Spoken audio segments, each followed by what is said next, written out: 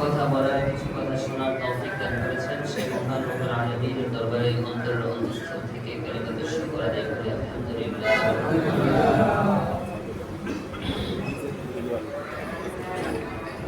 সন্তানের অধিকার এবং পিতামাতার দায়িত্ব, এই শিরোনামে আমাদের আলোচনা শুরু হয়েছে।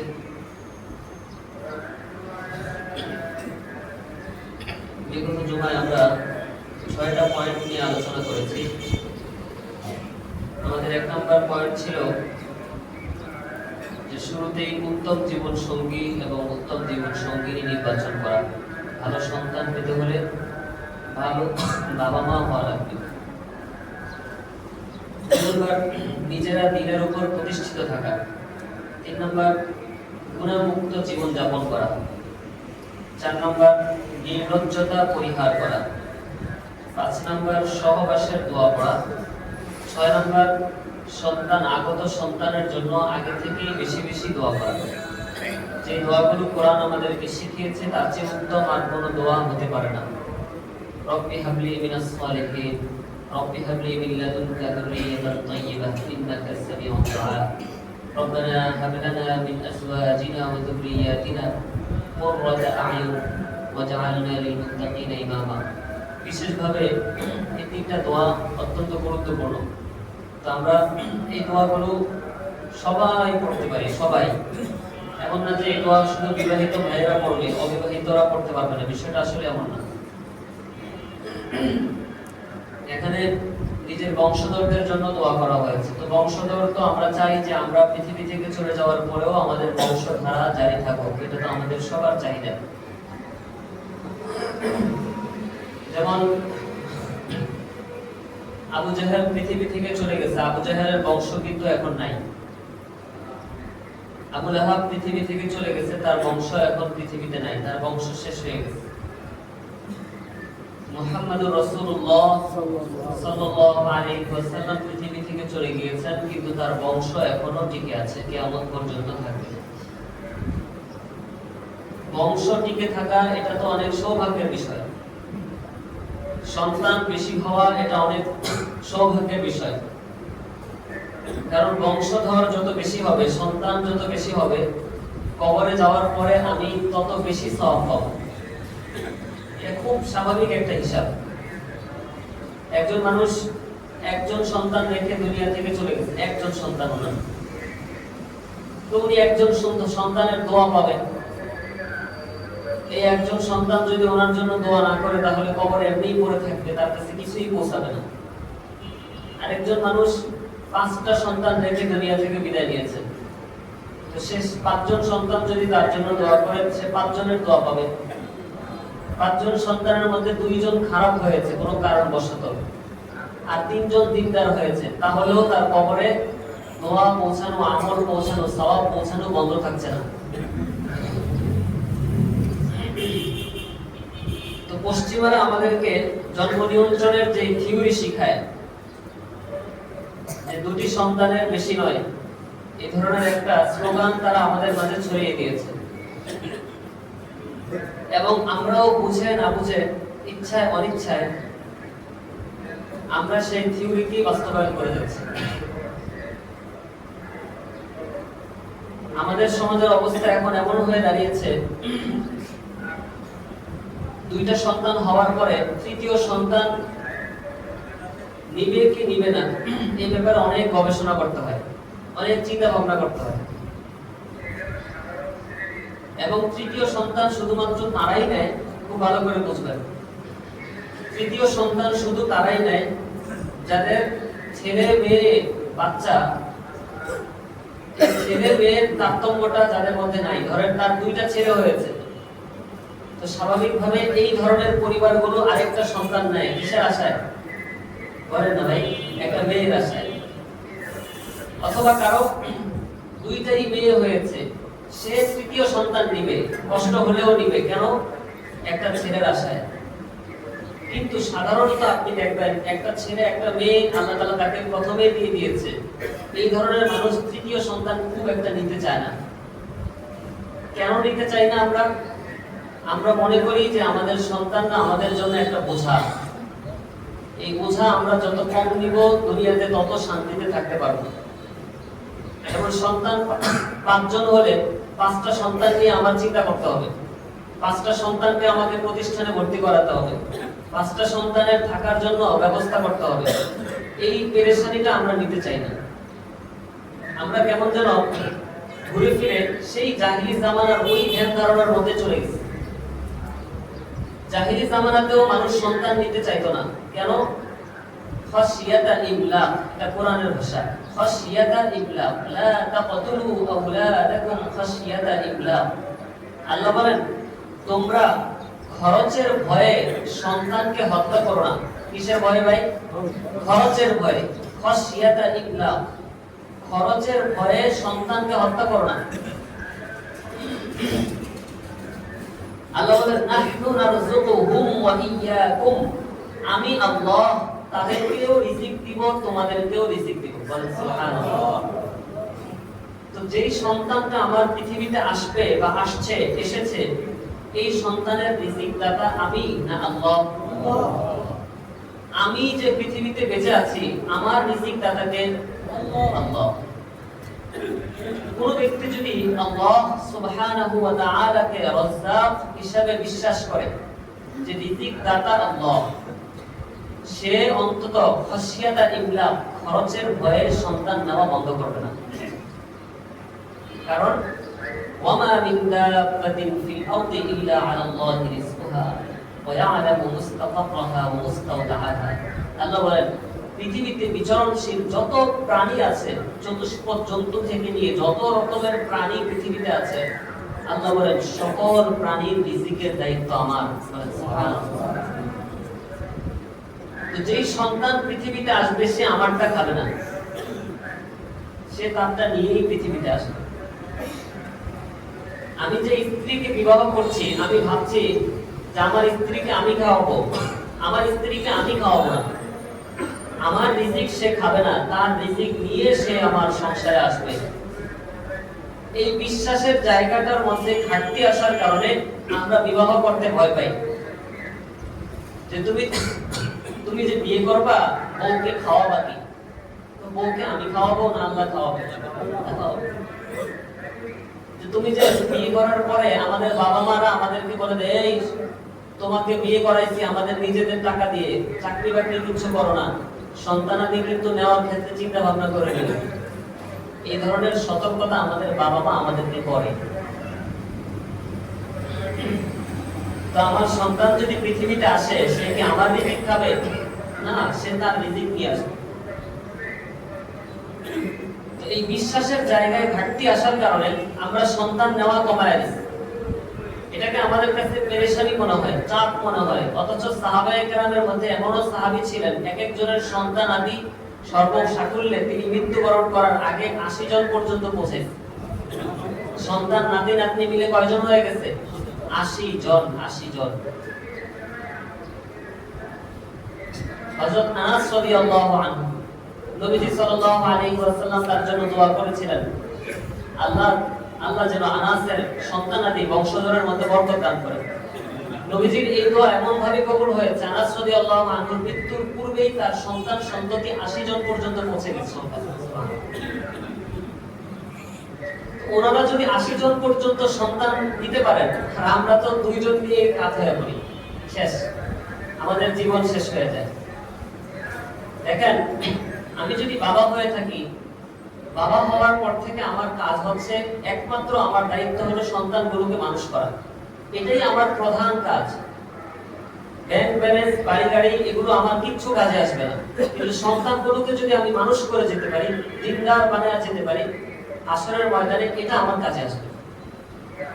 আমরা বাবা মারা চিন্তা করি যে আমাদের কাজ হলো শুধু সকাল সন্ধ্যা অফিস করা, অথবা আমাদের কাজ হলো শুধু ব্যবসা বাণিজ্য করে টাকা আয় করা, এটা আমাদের দায়িত্ব। আসলে এটা আমাদের দায়িত্ব না। আমাদের দায়িত্ব সন্তানকে সময় দিয়ে সন্তানকে মানুষ করা, এবং এই পরিবারটাকে পরিচালনা করার জন্য যতটুকু শ্রম দরকার ততটুকু শ্রম দেওয়া। আমরা কি মনে করি? আমরা মনে করি আমাদের সন্তানদের ভবিষ্যৎ শুধুমাত্র টাকার উপর নির্ভরশীল।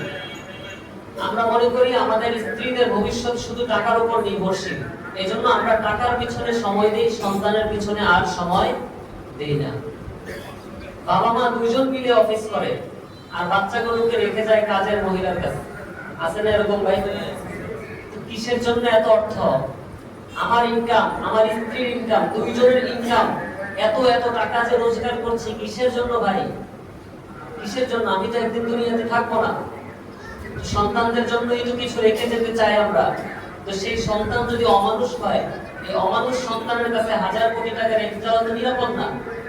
আর সন্তান যদি মানুষ হয়, সেই মানুষ সন্তানকে যদি আপনি কিচ্ছু নাও দিয়ে যান, তবুও সে মৃত্যু পর্যন্ত রব্বির হামহুমা কামা রাব্বায়ানি বলে আপনার জন্য দোয়া করবে।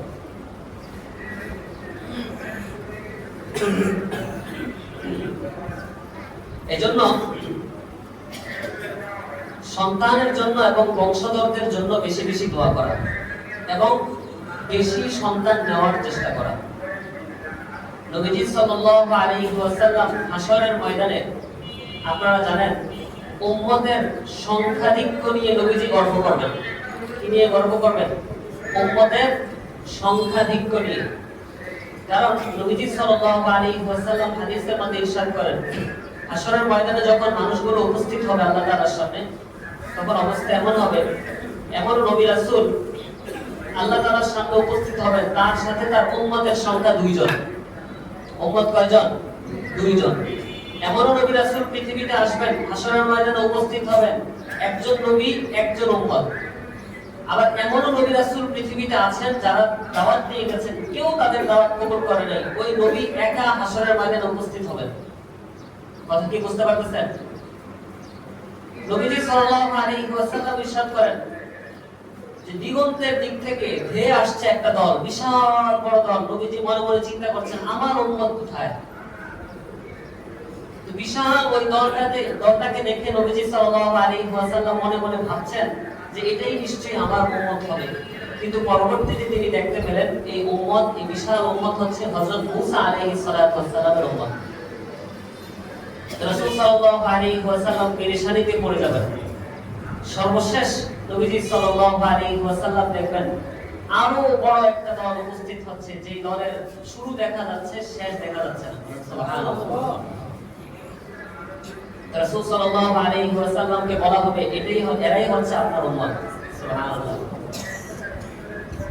ওই যে পরিস্থিতিটা হাশরের ময়দানে, বলেন তো কার গর্বে বুকটা ভরে যাবে? কোন নবীর? হাজারো নবী রাসূল পৃথিবীতে আসছেন, কারণ উম্মত 2 জন, কারো উম্মত 10 জন, কারো উম্মত 1 লাখ, কারো উম্মত 2 লাখ। তো রাসূল সাল্লাল্লাহু আলাইহি ওয়াসাল্লামের উম্মতের সংখ্যা যখন বেশি হবে, তো নবীজি সাল্লাল্লাহু আলাইহি ওয়াসাল্লামের গর্বে বুকটা ভরে যাবে। সুবহানাল্লাহ। এইজন্য নবীজি সাল্লাল্লাহু আলাইহি ওয়াসাল্লাম আমাদেরকে বেশি বেশি সন্তান দিতে বলেছেন। আরে ভাই, কাফের মুশরিকরা যদি সন্তান বেশি নেয়, তাদের ঘরে কি হবে? আরেকটা কাফেরই তো আসবে। আর আমি মুসলমান, আমি যদি সন্তান নেই, আমার ঘরে তো কাফের জন্ম নিবে না, আমার ঘরে জন্ম নিবে আরেকটা মুসলমান। কি বলেন? এটা ঠিক কিনা বলেন তো? একজন অমুসলিমকে, একজন কাফেরকে, একজন বেঈমানকে ইসলাম ধর্ম গ্রহণ করাইতে পারা, এটা অনেক বড় সৌভাগ্যের বিষয় না? যে আমরা অনেক সময় বলি, কারণ যে আমার কথায়, আমার হাতে অমুক ব্যক্তি ইসলাম ধর্ম গ্রহণ করেছে, এটাকে আমরা নাজাতের একটা জরিয়া মনে করি, যে অন্তত জীবনে একজন হিন্দুকে মুসলমান বানায় যেতে পারছে। একজন অমুসলিমকে মুসলমান বানানো যেই পরিমাণ ফজিলত, একজন সন্তানকে মুসলমান সন্তান পৃথিবীতে নিয়ে আসা, এটা কি ফজিলত কম না বেশি? বেশি। কারণ কি, যে সন্তানটাকে আমি পৃথিবীতে আনছি, এই সন্তানটা কি হিসাবে আসছে? মুসলমান হিসাবে। বলেন কি হিসাবে আসছে? মুসলমান হিসাবে। এই সন্তানটা যদি একটা হিন্দুর ঘরে আসতো, তাহলে সে কি হইতো? হিন্দু হইতো। তাহলে আমি যদি একটা সন্তান জন্ম দেই, আমি যদি একটা সন্তানকে পৃথিবীতে আনি, কেমন যেন আমি একজন অমুসলিমকে মুসলমান বানাইলাম। কথা কি বুঝতে পারছেন? তো অমুসলিমকে মুসলমান বানাইতে যেমন আমরা চাই, এটা বেশি বেশি করতে পারলে যেমন আমাদের আনন্দিত হয়ে আমরা, ঠিক তেমনি ভাবে সন্তান যদি আমরা বেশি দিতে পারি, এটাও তো আনন্দের একটা বিষয়, এটাও তো গর্বের বিষয়। এই জায়গার মধ্যে এসে আমরা পিছিয়ে যাই। আমরা চিন্তা করে আমাদের সন্তানের ভবিষ্যৎ, কিন্তু আমরা দেখি না আমাদের নানা দাদা, আমাদের নানি দাদিরা কিভাবে তারা সন্তান নিয়েছেন, আমাদের মায়েরা, আমাদের বাবারা কিভাবে সন্তান নিয়েছেন। তো আমাদের বাবা, অনেকের বাবা আছে, আমরা ভাই এতজন ভাই, 6 জন ভাই, 7 জন ভাই, কেউ কি না খেয়ে আছে, মরে গেছে কেউ? সবাই তো ভালো আছে। আমার প্রজন্মে এসে কেন সংখ্যাটাকে আমি কমায়া দিলাম? তো সংখ্যা কমানোর জন্য আমরা কি করি? জন্ম নিয়ন্ত্রণ করি। কি করি ভাই?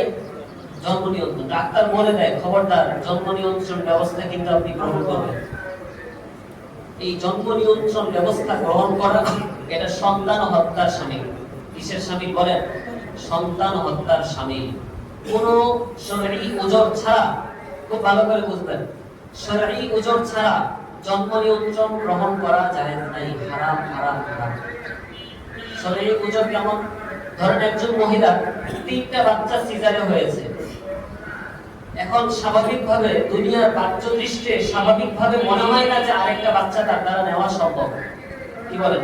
চতুর্থ বাচ্চা যদি তিনি নেয়, তাহলে হতে পারে তার জীবনের একটা বড় হুমকি হিসেবে এটা ধরা দেবে। এবং বিজ্ঞ ডাক্তাররা বলেছেন, খবরদার, আর সম্ভব না। একটা পেটের মধ্যে 3বার কাটাচাড়া হয়েছে, আরো একবার হতে পারবে কিনা এই ব্যাপারে সংশয় আছে। এই পরিস্থিতিতে যদি কেউ জন্ম নিয়ন্ত্রণ গ্রহণ করে, এটা জায়েজ আছে। কথা কি বুঝতে পারছেন?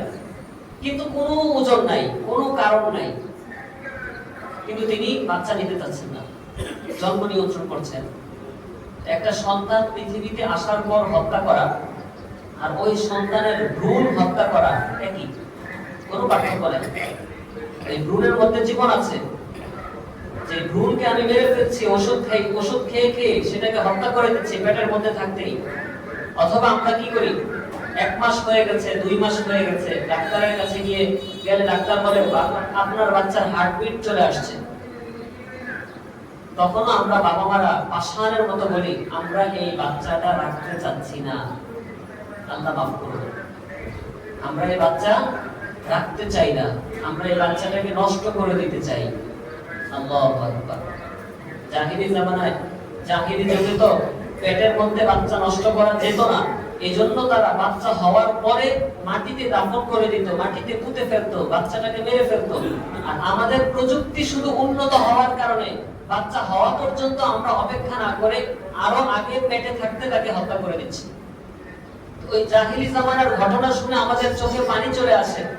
আমরা মনে মনে চিন্তা করি, আহারে মানুষগুলো কত পাষাণ ছিল, এমন মানুষ ছিল যে সন্তান জন্ম হওয়ার পরেও কিভাবে তার সন্তানকে জীবিত দাফন করে দিত। আমরা একটাবার চিন্তা করি না যে একই কাজ আমরা বছরের পর বছর করে যাচ্ছি, বছরের পর বছর। আল্লাহ বলেন, ওয়ালা তাকতুলু আওলাদাকুম খাশিয়াতা ইমলাক, খরচের ভয়ে সন্তান হত্যা করো না, খরচের ভয়ে সন্তান হত্যা করো না। ওয়া ইদাল মাউউদাতু সুইলাত, আল্লাহ রাব্বুল আলামিন বলেন, মাউউদা, যে সন্তান তাকে বাবা মা হত্যা করে দিয়েছে, এই সন্তানকে কাল কিয়ামতের ময়দানে আল্লাহ জিজ্ঞেস করবেন। কাকে জিজ্ঞেস করবেন? খেয়াল করছেন? ওই সন্তানটাকে, যেই সন্তানকে আপনি আমি 3 মাস বয়স থাকতে, 2 মাস বয়স থাকতে পেটের মধ্যে মেরে ফেলছি, মেরে অপারেশন করে তাকে ক্লিয়ার করে দিয়েছি, ওই সন্তানকে হাসরের ময়দানে রব্বুল আলামিন জিজ্ঞেস করবেন। সূরা তাকবীরের মধ্যে আল্লাহ বলেন, ওয়া ইদাল মাউউদাতু সুইলাত, কি জিজ্ঞেস করবেন? বিআইয়ি যামবিন কুতিলাত, এই শোনো, তোমাকে তোমার বাবা মা কোন অপরাধে হত্যা করছে বলো তো? আপনি চিন্তা করছেন? বাবা মাকে জিজ্ঞেস করবে না, কাকে জিজ্ঞেস করবে? ওই বাচ্চাটাকে জিজ্ঞেস করবে যে তোমাকে যে তোমার বাবা মা পেটে থাকতে মেরে ফেলছিল, কোন অপরাধ তুমি করছিলা? তো বলেন তো, সন্তান কি কোনো অন্যায় করেছে? অন্যায় তো করেনি। সেই সন্তান কি বলবে আল্লাহ তাআলা? যে আল্লাহ, আমি তো কোনো অন্যায় করি নাই, বিনা অপরাধে কোনো অন্যায় করা ছাড়াই আমার বাবা মা আমাকে পৃথিবীতে আসতে দেয় নাই। আমি যদি পৃথিবীতে আসতে পারতাম, তাহলে আমিও তোমার কুদরতি কদমে সিজদা করতাম, আমিও তোমার বান্দা হতাম, আমিও তোমার নবীর উম্মত হতাম। কিন্তু এই বাবা মা আমাকে তোমার বান্দা হয়ে পৃথিবীতে আসতে দেয় নাই, তোমার নবীর উম্মত হয়ে পৃথিবীতে আসতে দেয় নাই। তোমার একজন বান্দা বেশি হবে, একজন মানুষ বেশি পৃথিবীতে তোমাকে সিজদা করবে, এটা আমার বাবা মা পছন্দ করে নাই, চায় নাই, বিধায় তারা আমাকে হত্যা করেছে। বলেন তো, ওই বাবা মার জান্নাতে যাওয়ার কোনো সুযোগ আছে? কোনো সুযোগ নেই, কোনো সুযোগ নেই জান্নাতে যাওয়ার। এজন্য যারা এই ধরনের কাজ অতীতে করেছে, কায়েম বাক্যে আল্লাহর কাছে তওবা করি, তওবা করি, তওবা করি। আল্লাহ, যা করেছি না বুঝে করেছি, ভুল করেছি, শুধরানোর সুযোগ থাকলে শুধরাই, ফিরে আসার সুযোগ থাকলে ফিরে আসি, সন্তান নেওয়ার সুযোগ থাকলে সন্তান নেই। এবং আল্লাহর কাছে প্রতিজ্ঞা করি যে আল্লাহ এই ধরনের ভুল আর জীবনেও করব না। আল্লাহ যদি সন্তান দিয়ে দেয়, সেই সন্তানকে ফিরিয়ে দেওয়া, সেই সন্তানকে গ্রহণ না করা, এটা যে কত বড় জুলুম, কত বড় অন্যায়। আল্লাহ রাব্বুল আলামিনের সিদ্ধান্তের বিরোধিতা, যে আল্লাহ চাচ্ছে আমাকে বাচ্চা দিতে, সন্তান দিতে, আর আমি বলছি আল্লাহ আমার সন্তান লাগবে না। বাহ, কি চমৎকার কথা। এজন্য প্রিয় ভাই, সন্তানাদি বেশি হওয়া এটা কি কষ্টের বিষয় না নেয়ামত? নেয়ামত। আমার মৃত্যুর পরে যত বেশি সন্তান আমি দুনিয়াতে রেখে যাব, তত বেশি সওয়াব আমার কবরে পৌঁছতে থাকবে, তত বেশি সওয়াব পৌঁছতে থাকবে।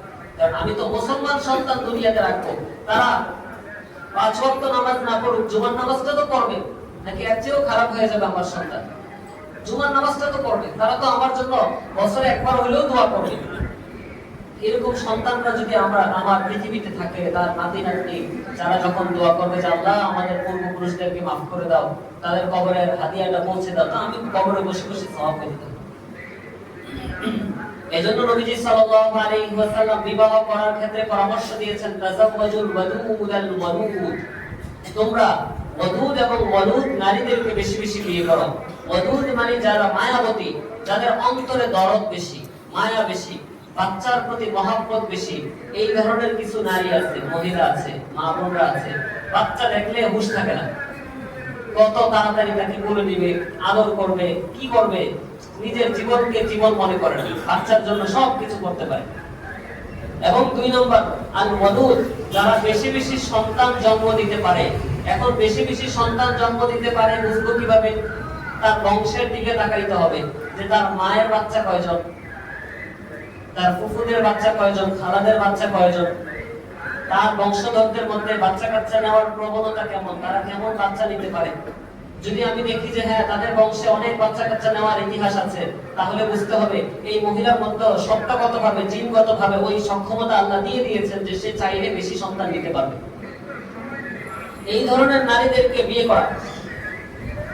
এখন পশ্চিমারা চায় না যে মুসলমানের সংখ্যা বাড়ুক, এই জন্য আমাদেরকে শিখায় জন্ম নিয়ন্ত্রণ, আর পশ্চিমা দেশগুলোতে বেশি বেশি সন্তান নেওয়ার উপরে তারা উদ্বুদ্ধ করে মানুষকে। আপনারা জানেন, সন্তান নিলে তাদেরকে ভাতা দেওয়া হয়, তাদেরকে নানান সুযোগ সুবিধা দেওয়া হয়, কিন্তু তবুও তারা সন্তান নিতে চায় না।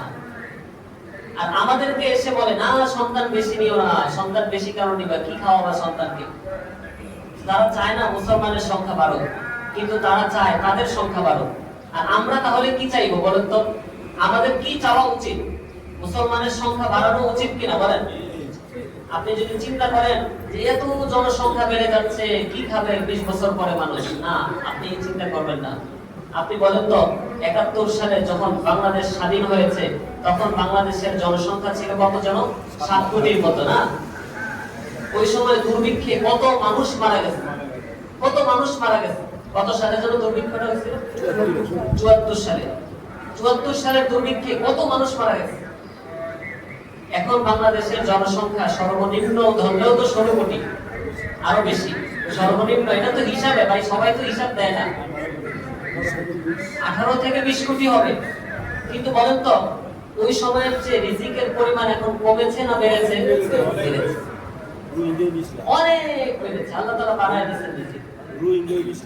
20 কোটির জায়গায় যদি 40 কোটি মানুষও এই দেশের মধ্যে বসবাস করে, কেউ না খেয়ে মারা যাবে না ইনশাআল্লাহ।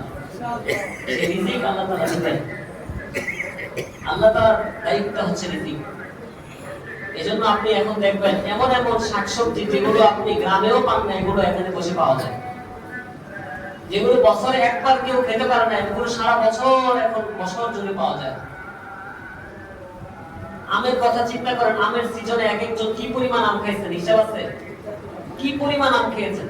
প্রতিদিন আপনি আম কিনেন, প্রতিদিন আম কিনেন, প্রতিদিন আম কিনেন, তাও আল্লাহ তাআলা আমের কোনো ঘাটতি দেয় নেই, সাধ্যের মধ্যে রেখেছেন। আপনি তরমুজের সিজনে দেখেন কি পরিমাণ তরমুজ আল্লাহ তাআলা আমাদেরকে দেন, এক একটা ফল, এক একটা শাকসবজি কি পরিমাণ আল্লাহ তাআলা আমাদেরকে দিচ্ছেন। তাহলে রিজিক নিয়ে আমাদের পেরেশানি করতে হবে না। আমাদের যেটা কাজ সেটা হলো আমরা আমাদের চেষ্টা করতে হবে। আমরা আমাদের জায়গা থেকে চেষ্টা করব, দেওয়ার মালিক কে? আল্লাহ। ওয়ালা তাকতুলু আওলাদাকুম খাশিয়াতা ইমলাক। এখন পশ্চিমারা যে কৌশলটা অবলম্বন করছে খুব ভালো করে খেয়াল করবেন। ওরা জানে যে আমরা সন্তান কম নিব না, আমাদেরকে ট্র্যাপে ফেলতে হবে। কৌশলে ওরা আমাদের সমাজের মধ্যে সিজার নামক এক ব্যাধিকে আমাদের সমাজে আমদানি করে দিচ্ছে। এখন জানে যে একটা মায়ের পেট 2 বার কাটা যাবে, সর্বোচ্চ 3 বার, এরপরে তো আর ওই মায়ের পেট কাটা যাবে না। তো আমরা 2 এ বন্ধ না করতে পারলেও 3 এ এসে আমরা কি করতে পারবো, বন্ধ করে দিতে পারবো। 3টা সন্তানের বেশি নিতে পারবে না যদি কোনোভাবে প্রথম সন্তানকে কিভাবে করা যায়, সিজার করা যায়। কথা কি বুঝতে পারছেন? যদি একটা বাচ্চা সিজারে আসে পৃথিবীতে, নরমাল ডেলিভারি যদি তার না হয়, তাহলে সর্বোচ্চ একটা মহিলা 3টা বাচ্চা নিতে পারবে। তো ওদের লক্ষ্য তো ওরা অর্জন করতে পারবে। এজন্য আপনি গ্রামে খবর নেবেন। আমার কাছে এই সংবাদ এসে পৌঁছেছে, আমি নিজে তথ্য নিয়েছি যে গ্রামে যে সকল মেডিকেল গুলো আছে, উপজেলা স্বাস্থ্য কমপ্লেক্স গুলো আছে, এই ধরনের ছোট ছোট মেডিকেলে এনজিওরা সক্রিয়ভাবে কাজ করে। যদি কোনো মহিলাকে সিজার করা দিতে পারে, তাহলে এনজিওর পক্ষ থেকে তাদেরকে 50-60 হাজার টাকা পর্যন্ত দেওয়া হয়। সিজার করার খরচ তারা নেয় 10,000 টাকা, 15,000 টাকা ওই মানুষের কাছ থেকে, আর এনজিওর কাছ থেকে পায় কত, 50-60 হাজার টাকা। আমি নিজে শুনছি এটা। কথা কি বুঝতে পারতেছেন? কি স্বার্থ তাদের? আমার বাচ্চা সিজার করব, আমার বাচ্চা সিজার করে পৃথিবীতে আসবে। এনজিওদের লাভ কি? তারা কেন এটার পিছনে টাকা দিচ্ছে? ওই 50,000-60,000 টাকার লোভে ওই ডাক্তারগুলো এখন কি করছে, কোনো সমস্যা নাই, তাও বলে যে আপনার বাচ্চার পানি শুকিয়ে গেছে, এই হয়ে গেছে, সেই হয়ে গেছে, বাচ্চারেও বাঁচানো যাবে না, মাকেও বাঁচানো যাবে না, নানান কিচ্ছা কাহিনী, ডেট ওভার হয়ে গেছে, এগুলো বলে বলে ভয় দেখায়। আর এই সময়টা তো অত্যন্ত ভয়ের একটা সময়। আমরা জানি যে এই সময়টা কতটা ভয়ের সময়। শেষ পর্যন্ত আমরা বাবারা সিদ্ধান্ত নিতে বাধ্য হই যে যাক, আমরা এত ঝুঁকি নিতে চাচ্ছি না, সিজার করেন, মাও ভালো থাকুক, বাচ্চাও ভালো থাকুক। তো দিন শেষে ফলাফল, ফায়দা, উপকারিতা পশ্চিমাদের কাছে চলে যায়। প্রথম বাচ্চাটা যখন সিজারে দুনিয়াতে আসে, তখন অটোমেটিক টিনে গিয়ে তার বাচ্চা স্টপ হয়ে যায়। কথা কি বুঝতে পারতেছেন ভাই? বুঝছেন তারা কিভাবে আগাচ্ছেন? এই জন্য দেখবেন বাংলাদেশের মধ্যে বর্তমানে জরিপে এসছে 70%, 100টা বাচ্চার মধ্যে 70টা বাচ্চা এখন সিজারে হয়। আপনি একটু চিন্তা করেন, সিজারটা তো ভাই একটা বিশেষ প্রয়োজন। সিজার করা খারাপ না, সিজার করবে কে? যার নরমালে সম্ভব না, সে অসুস্থ, ক্রিটিক্যাল পরিস্থিতিতে, যে মুহূর্তে ডাক্তাররা সিদ্ধান্ত নেবে যে না, এই মুহূর্তে তাকে পেট পেটে বের করতে হবে। বলেন তো, পৃথিবীতে যত পশু পাখি আছে যারা পেটে বাচ্চা ধারণ করে, তাদের কারো সিজার লাগে? বলেন না। একটা গরু যে তার বাচ্চা জন্ম দেয়, একটা ছাগল তার বাচ্চা জন্ম দেয়, একটা কুকুর তার বাচ্চা জন্ম দেয়, পেট থেকে বের হওয়ার স্বাভাবিক যে প্রক্রিয়া, সেই প্রক্রিয়া নির্ধারণ করে দিয়েছেন কে?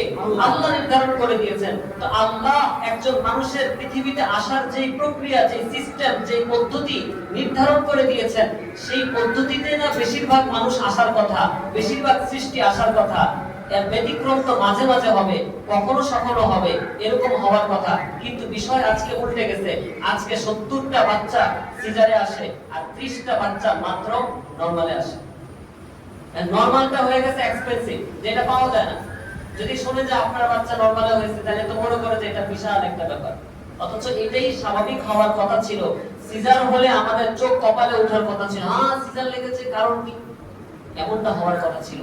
কিন্তু আমাদেরকে ফেটে ফেটে ভয় দেখিয়ে এই ডাক্তার সমাজ, যারা আমানতের খেয়ানত করছে আমাদের সাথে প্রতিনিয়ত, তাদের চিকিৎসা বিদ্যাকে আমাদের উপর চাপায় দিচ্ছে, ভুলভাবে আমাদেরকে, আমাদের সামনে আমাদের এই বিষয়গুলোকে উপস্থাপন করে আমাদেরকে এইভাবে ক্ষতিগ্রস্ত করছে। এই জন্য আমাদের দরকার, প্রয়োজনীয় তথ্য জ্ঞান আমাদের থাকা দরকার। যে বাবারা সন্তান নিতে যাচ্ছেন, যে মায়েরা সন্তান নিতে যাচ্ছেন, আগে এই সম্পর্কে পড়াশোনা করেন, এই সম্পর্কে আগে জানাশোনা বাড়ান, যে কিভাবে কি হয়, কোন ভাবে আগালে, কিভাবে পথ চললে নরমাল ডেলিভারি হয়, কিভাবে পথ চললে সিজার হয়, ডাক্তাররা কি কি আমাদেরকে বিপদে ফেলতে পারে, কোন কোন ডাক্তার নরমাল ডেলিভারি বেশি করাতে চায়, কারা সিজার বেশি করায়, যাদের সিজারের প্রবণতা বেশি, ওই ধরনের ডাক্তার থেকে আগে থেকেই দূরে থাকতে হবে, আগে থেকেই তাদেরকে এড়ায় চলতে হবে। এখন আল্লাহর রহমতে অনেকগুলো হসপিটাল এই ধরনের সুন্দর উদ্যোগ নিয়েছে, তারা নরমাল ডেলিভারি করে। তারা আগ থেকেই রোগীদেরকে সেভাবে প্রস্তুত করে।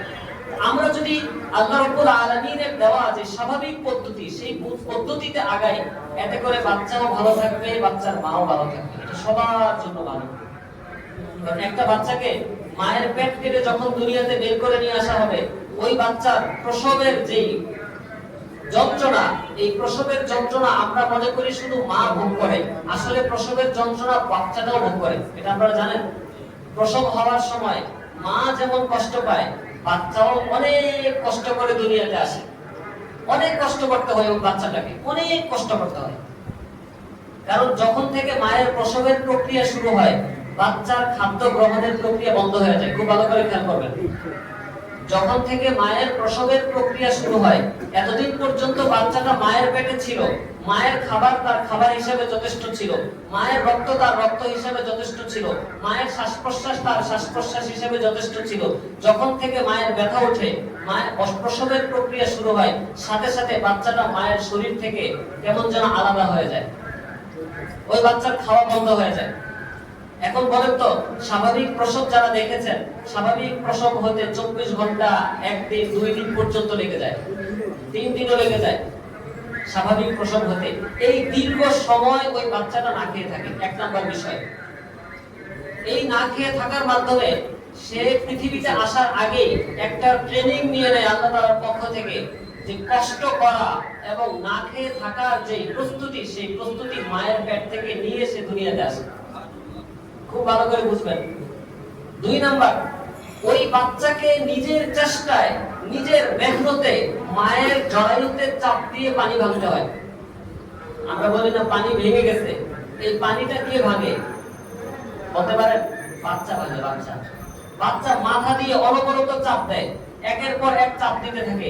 যখনই বাচ্চা মাথা দিয়ে মায়ের জরায়ুর মুখের মধ্যে চাপ দেয়, তখনই মা ব্যথায় আটকে ওঠে।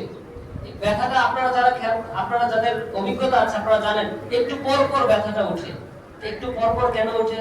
টানা কেন ব্যথাটা থাকছে না? ওই ব্যথাটা উঠে, ব্যথাটা মূলত বাচ্চার মাথার আঘাত। বাচ্চা মাথা দিয়ে বারবার জরায়ুর মুখে আঘাত করে। যখনই আঘাত করে, কেন আঘাত করে?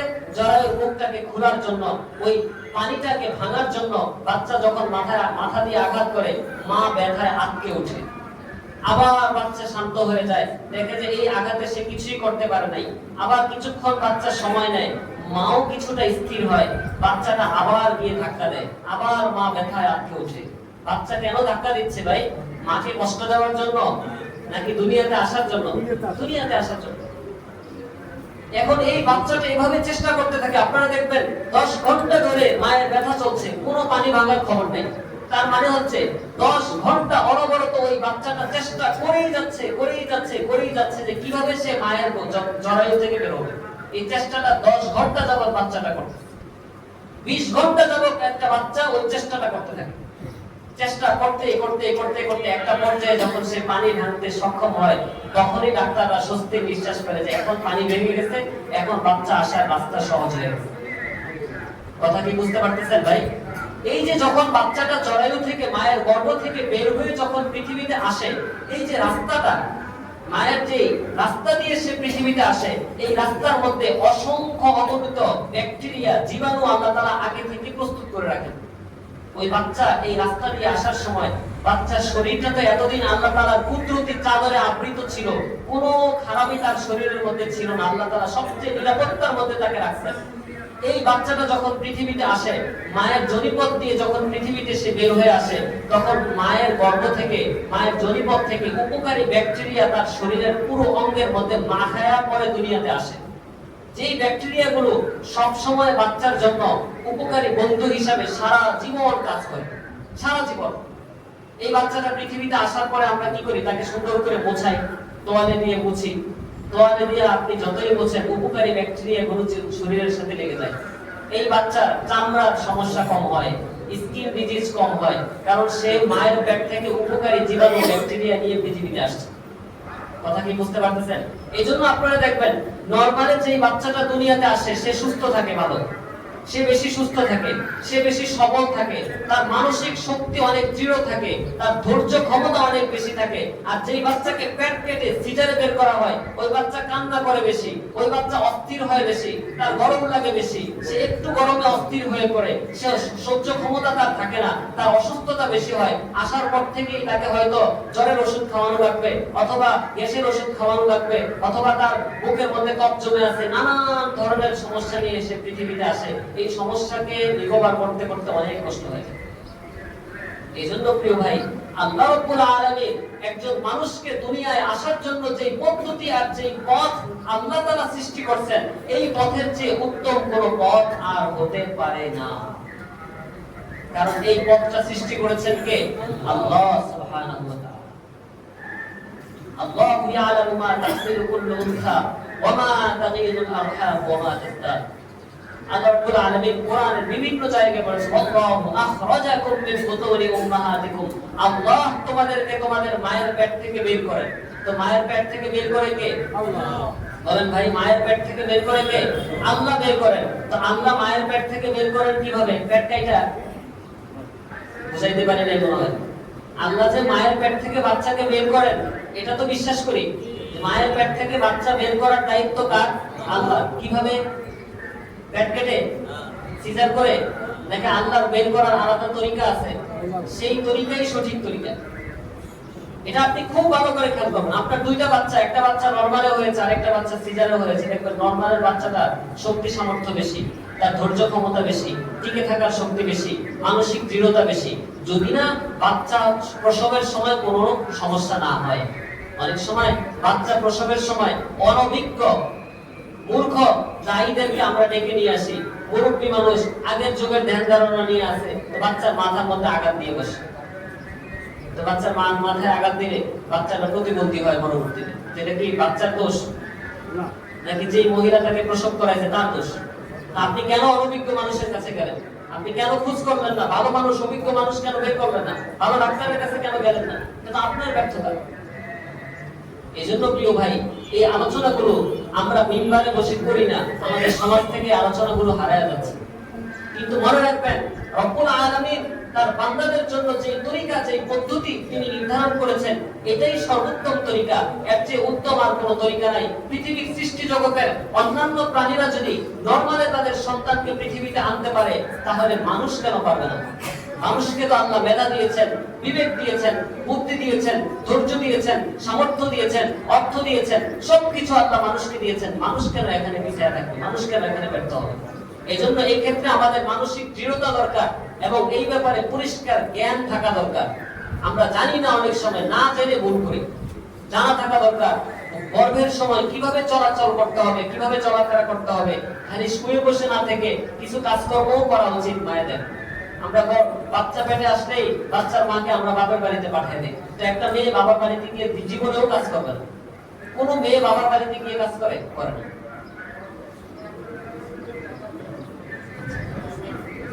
এই জন্য আমরা গর্ভের সময়টাতে, মা যখন গর্ভবতী হয় তখন তাকে সময় দিতে হবে, সে কাজ করতে হবে, পরিশ্রম করতে হবে তার সামর্থ্য অনুযায়ী, এবং আল্লাহর কাছে বেশি বেশি দোয়া করতে হবে, বেশি বেশি নেক আমল করতে হবে।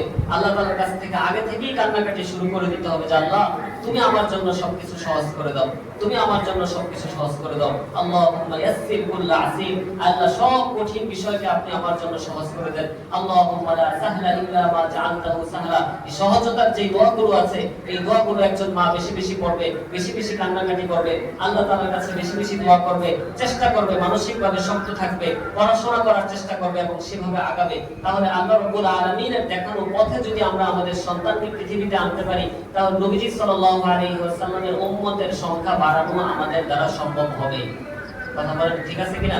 আল্লাহ রাব্বুল আলামিন যে কথাগুলো বলেছি, এই কথাগুলোর উপর বুঝার এবং আমল করার তৌফিক দান করেন। সবাই বলেন আমিন। ওয়া আখিরু দাওয়ানা আলহামদুলিল্লাহি রাব্বিল আলামিন।